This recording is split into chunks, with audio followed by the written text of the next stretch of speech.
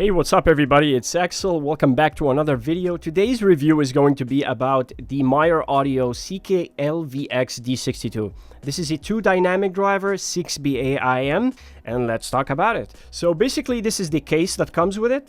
It's a nice little case. It can fit in your pocket, pocketable size, and it has a zipper, and inside you get the following. You get around 6 pairs of silicone ear tips, and you get 3.5 and 4.4 terminations for the modular cable.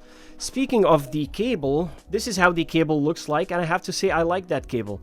It's like average thickness and it feels kind of soft. Doesn't tangle with me, has a slight memory, but no microphonics, which is awesome. And there you go, it stays on the desk. It's a nice cable. Again, slightly stiff, but no issues in practical use except for one, which is this. Now, this is a modular cable, so this is a swappable terminations, and it has no screw-in mechanism like some other cables. Basically, you have to pull them apart, and it is exceedingly difficult to get this thing apart. Some of you will think I'm nitpicking, but I just want to mention this fact because after all, what's the point of a modular cable with swappable terminations if you're not going to be easily able to swap up those terminations? Anyway, let's talk about the earpiece, and this is how the earpieces look like. Honestly, I think they look gorgeous. They look absolutely fantastic. They have this wooden-like faceplate with red colors on the front, and the letters are kind of gold, you know, give it that highlight. I think it looks fantastic. This is definitely a gorgeous looking faceplate. And moving on to the other side, you have these letters on the left and right side, huge letters, just to make sure you know which side is which.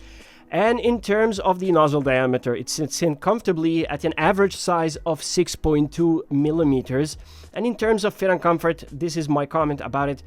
It is very comfortable. I've had no issues with the fit or comfort for hours upon hours. I've had no issues with it. This is a comfortable IEM. Now let's talk about the sound. Let's bring on the frequency response graph and discuss the sound signature. How does the Myer Audio D62 sound like? Basically, you get a sound signature that gives you a neutral bass and a lot of focus and highlight on the upper mid-range and the treble area. So let's start with talking about the bass. In terms of the bass, you don't get a lot of sub bass, and you get some neutral-ish type of mid-bass response. Now, this was surprising to me since this IEM has 2 dynamic drivers, and usually that comes in with a pretty strong bass response. But here we get a neutral type of bass. In terms of the quality of the bass, I think it has great quality to it, alright? You can hear the different bass notes, the slam is there. The sub-bass rumble is a very gentle one, even on bass-heavy tracks, but the mid-bass performance is commendable. I think it's nice. You know, you get the texture is going on for it as well, but it's not as dynamic sounding as some other IEMs, which I will bring on later, but definitely it's nice. Moving on to the mid-range, now we have to talk. I have a few things I want to mention. First of all, the sound quality itself, the quality of the mid-range is nice. You get a lot of detail, a lot of extension, and it's very, very forward. So it brings a lot of the vocals and the instruments, kind of shoves them in your face, so to speak. Definitely could be nice on some tracks, you know, and actually the male and female vocals sound wonderful. There's good extension, a good separation for the instruments, and it just sounds like energetic and lively, you know, like female vocals sound wonderful on it. But there is some other aspect which I wanted to talk about is this area usually, it has here, like you can see, almost a 9 dB pin gain. So for me, I felt that this type of mid-range came across as a bit too energetic and too much to me, for me personally, depending on the music. And I would describe it as edgy, meaning that sometimes it's fine and sometimes it crosses that edge and it becomes too much for me, like becomes too energetic and just doesn't sound exactly right, you know. And I will give you examples, like for example with EDM music it sounded fine, with classical music for the most part it sounded fine. Pop music, Taylor Swift, you know, Daft Punk, you know, Notorious B.I.G., Ice Cube,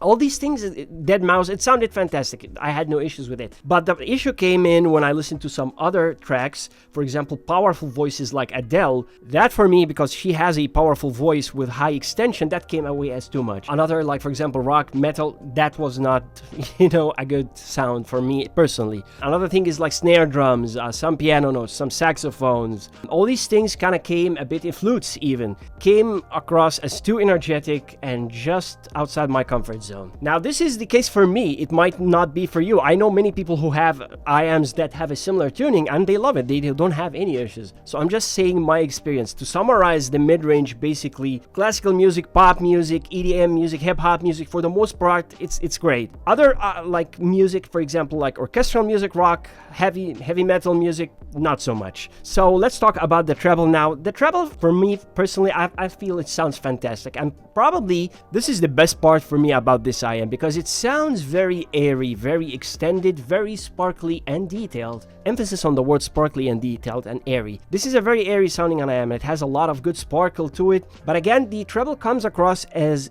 a bit emphasized but not harsh. There's a big difference, and I'm surprised actually that it never sounded sibilant, although there is an emphasis on cymbal crashes and the S letter specifically, but to my surprise it never came across as harsh, just overly emphasized and closer to your ear, like you hear the cymbal crashes, the hi-hats, you know, high frequency percussion sounds more closer to your ear than normal, and there's an emphasis on the S letter, but never sibilant. Again, which is a surprise. If I had to guess, I would say probably because of the dips that you see in the treble. But anyway, that was probably for me the highlight of this IEM. It has a fantastic treble extension that, you know, brings on a lot of nuances in the music that makes it sound lively, but not exactly good for the timbre of the instruments. Now, let's talk about the soundstage, imaging, and the technical performance. In terms of soundstage, honestly, guys, it sounds average. Like, nothing stood out to me personally. It's not exactly a wide sounding IEM, but at the same time it's not exactly an intimate sounding or claustrophobic IEM, just comfortably sits in between. And in terms of the imaging, I would describe it as decent. You know, nothing that stood out to me personally. It has good imaging, but you know, nothing that I feel I want to talk about and it has like impressed me or wowed me or anything. I say it's decent. And when we talk about the technical performance, it has good detail for the price. It has good separation for the price. If I bring up my technical scale, I will put the D62 halfway between the Truth Ear Nova and the Elysian Pilgrim. Like, I think it sits comfortably in between those two IEMs. Less detailed than the Performer 7, absolutely. Less detailed than the PULA Anvil 114, yes, less detailed. But still, for the price, I think this is a good level of detail. Now, let's talk about the comparison segment. First of all, let's compare it to the previous IEM, which is the CKLVX D41, if I remember the name correctly. So, I will talk about my point of view, alright? For me personally, I think the D41 has the better tuning. It's just a more refined tuning, or at least suits my preferences better. And what I mean by that is, if you look at it, it has a nice bass to balance that upper mid-range and treble. The upper mid-range is a bit toned down, the treble is smoother and toned down as well, and the whole frequency response just is a bit smoother, and even to my ear sounds a bit smoother. The mid-range is comfortable and non-fatiguing, so I can listen for hours without any issues. It's not as detailed as the D62, but it's still a very impressive detailed IEM. So for me, I felt the D41 is the better choice. What does the D62 do better? A better bass quality, better treble quality, and more detail and separation. That's basically it. I kind of wish that the D62 had more bass, just kind of to balance out the upper mid-range and treble energy that we see going on for it. Now, let me bring on another IEM here, which is the PULA Anvil 114. Right, let's look at them like that, and just by looking at the case of these two IEMs, you kind of like get an idea which one is better. Like, honestly, just look at it. Which one do you think sounds better? I will explain my reasoning. Why I love the PULA, you know, 114, the Anvil 114. Let's look first, you know, to be fair, I will just compare a few aspects, all right? Let's look at the accessories, because it's important. You're paying money for it. I think, you know, I love when I get what I pay for. Basically, you get a lot more of accessories here. You get a lot more ear tips, which is nice. The cable is a bit softer as well, and surprise, the terminations, you know, this modular cable has the swappable terminations that use a screw-in mechanism, so you can easily remove it. So that's something, you know, that I think about when I use an IEM. When it comes to the sound, I feel the PULA Anvil took everything that, you know, I had an issue with on the D62 and just fixed it and made it better. Starting with the bass, all right, we get more mid-bass, we get that depth, we get that fullness, that powerful impact, that slam. Not only that, the bass sounds dynamic as well. On top of that, the mid-range is not overly forward, so it's very comfortable. I can listen to it for hours and hours. And on top of that, the bone conduction driver adds an element of rich texture that is so realistic and so enjoyable that I didn't find on the D62. The story doesn't stop here, it continues when we move on to the treble. I feel the treble of the PULA Anvil is at least smoother, more natural sounding, well controlled, you know, balanced, let's say, and the overall tonality, at least the bass balances out the mid-range and the treble. And in terms of the stage and the imaging, these are on another level completely. These are night and day. This one gives you the space, you know, out of your head experience where you can pinpoint spatial cues and makes me want to talk about it. It's impressive enough and attracted my attention, whereas here I would describe it as decent or good. Another thing is the sound signature.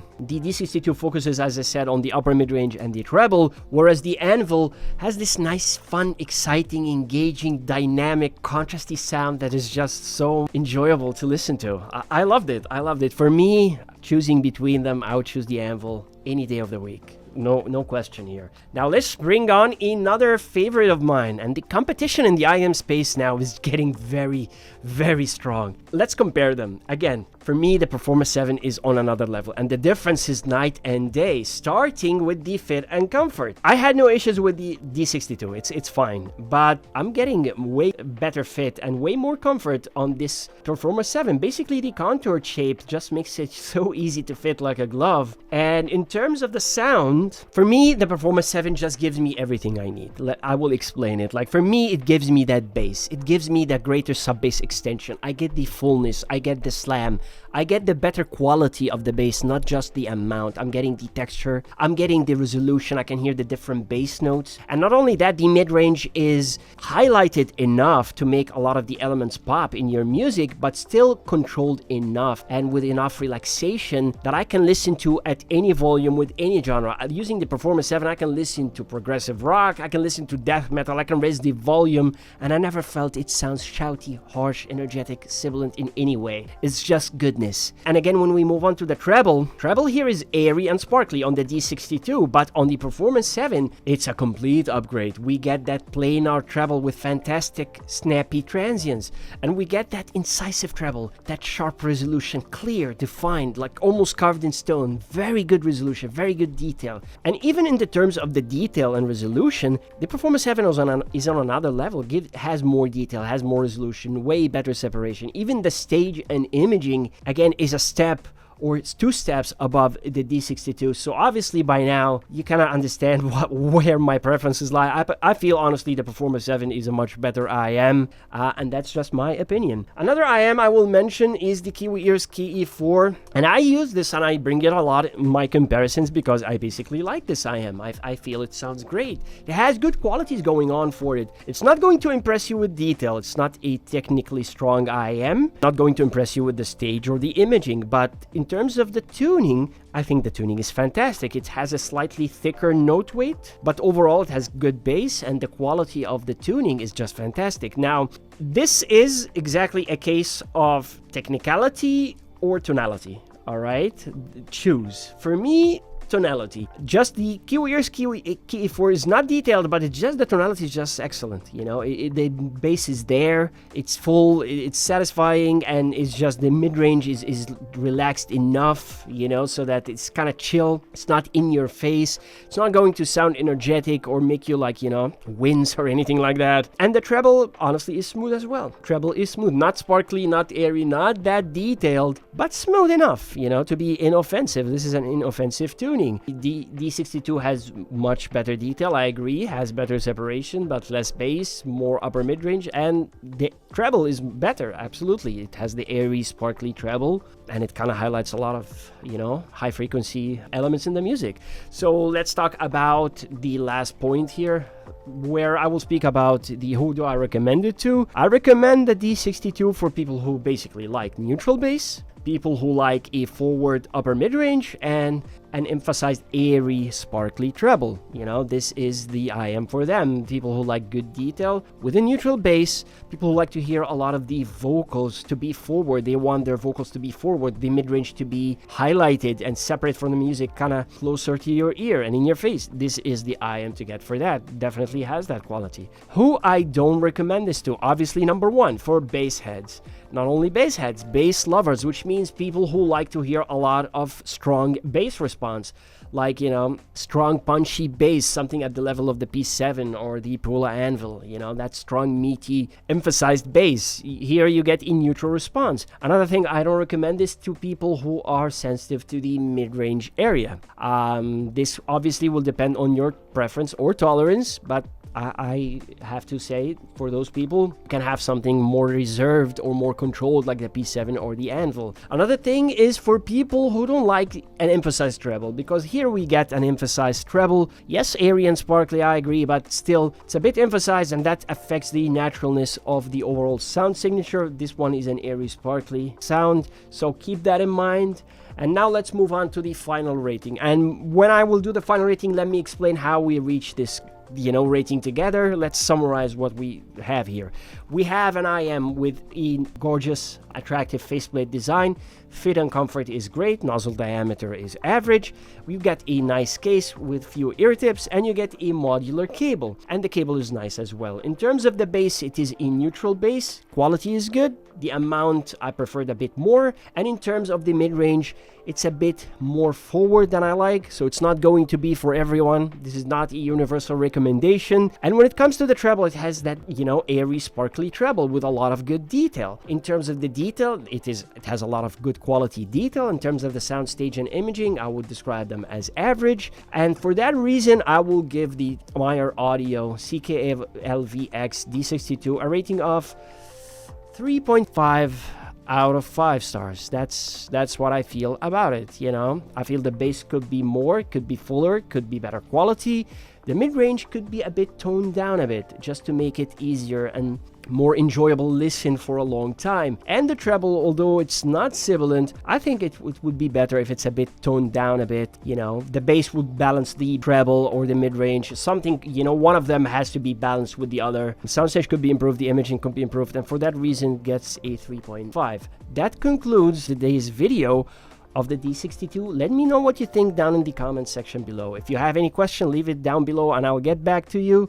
Like and subscribe to the channel if you haven't for more content, and until then, I'll catch you in the next one, guys. Peace.